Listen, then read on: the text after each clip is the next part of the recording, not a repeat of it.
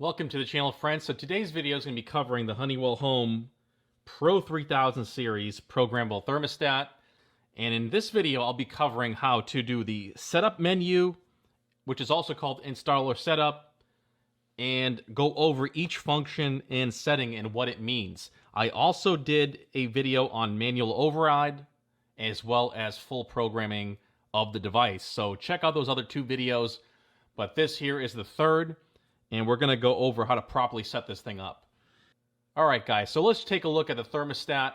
Here we have the programmable style thermostat, and we're going to pop this open and take a look at here. We have our connections, our batteries, and the first thing you want to do is make sure this is set properly to what you have in your home.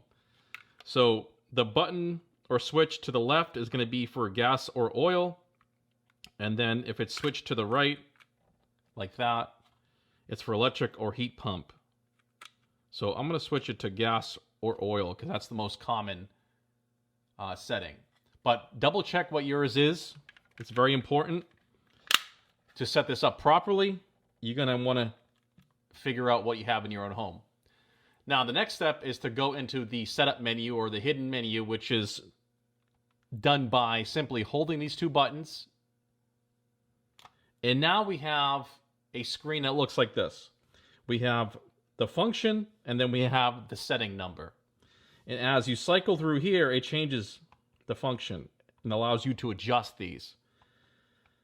Now let's go back to the first one. We can cycle through the setting by hitting the down button and cycle through the function by hitting the up button. So I'm going to go over now the full list that I have here and talk about briefly each one. All right, guys, so here is the setup menu, installer setup. Like I showed you, the big number on the left is the function number, and then the setting on the right is the setting itself. Let's start off with number 1, which is going to be your system type. And 0 is going to be gas, oil, or electric heat with air conditioning, and 1 is going to be heat pump. The numbers in bold are going to be your defaults.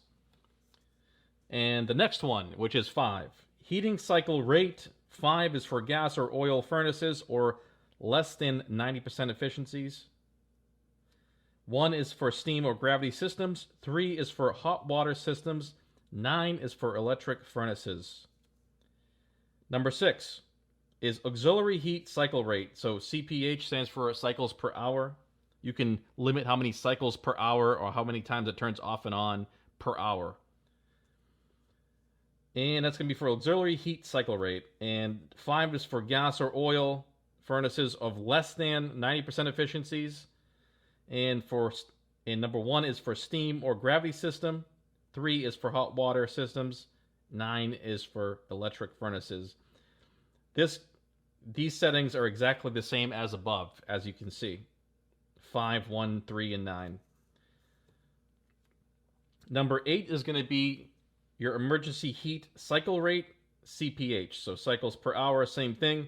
And the settings are exactly the same as the other previous two we mentioned. So 9 is going to be for electric emergency heat. 1 is for steam or gravity system. 3 is for hot water system. And 5 is for gas or oil furnaces of less than 90% efficiency. So these do change depending on the function. So this last one seems to be different than these first two. But you can see it right there, what it is. I'll give you guys a close-up. But number 9 is going to be compressor cycle rate. So same thing, cycles per hour, and it's set to 3, recommended for most compressors. Other cycle rate options equals 1, 2, 4, 5, or 6 CPH, cycles per hour. 14 is temperature display. This one's simple. So 0 is going to be Fahrenheit and 1 is going to be Celsius. And 15 is going to be compressor protection. It's set to 5 minutes. 5-minute compressor off time. Other options, 0, 1, 2, 3, 4-minute off times. So as you can see it there, there's different options for the setup menu. Please check out what kind of system you have and set it accordingly. That way your thermostat works properly. Give you a close-up so you can take a screenshot if you need to. Also, there is installer system test. Most people will not go over this. I'll give you a quick shot of it all. And that essentially is when you're in that setup menu, if you go to the very end,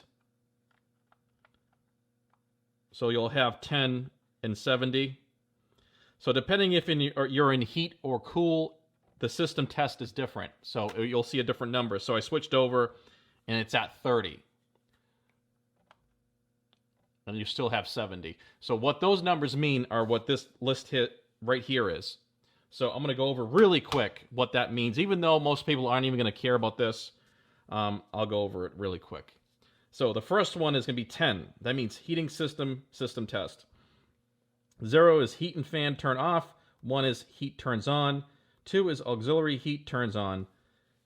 System test 20, which is for the emergency heat, is 0 equals heat and fan turn off. 1 is heat and fan turn on. 2 is auxiliary heat turns on. And number 30 is going to be cooling system test. And 0 is compressor and fan turn off. 1 is compressor and fan turn on. As you can see, it's just basically checking to see if they can turn off and on. A very simple test. And number 70 is thermostat information. It's just showing the revision numbers. And it shows 71, 72, 73, 74, 75, 76. And essentially, it's the software version, major and minor revisions. It's really not that important, but you can see it right there. I'll give you a screenshot. I'm not going to bother reading this. Most likely, people will not even bother checking this. But I'll give you guys a better screenshot there.